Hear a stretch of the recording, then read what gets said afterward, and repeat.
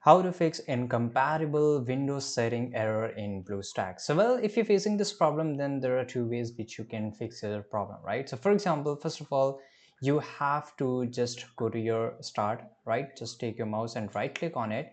And here you will get an option of run, right? So here, this is a temp. So you have to just type temp and just type on OK, right? And here you will find all the files. Just select each and everything and just make sure to delete it, right?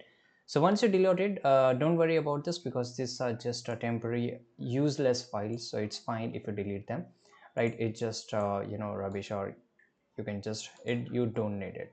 Then again you have to just go to run, and again in place of temp you have to add percentage sign at the end as well as at the start of the temp. Again just click on OK. Now from here you have to delete, same thing, you have to just repeat the same steps. You have to delete each and every file. If you see that you are not able to delete some of the files, don't worry, you have to just skip those files, right? So usually at the when the deleting is going on, at the end of every delete you will find some of the files which you will not able to delete them, right? So that's fine, you have to just select it and just click on skip, right? And yeah, right, so this will just remove all the waste files, and make sure you just remove from empty recycle bin, and it will remove all the useless files from your PC, right, or laptop. And after that you have to go to the search bar, and in the search bar you have to just go to the BlueStack. So let's say this is a BlueStack, right? You have to just right click on it and you will find the option of run as administrator.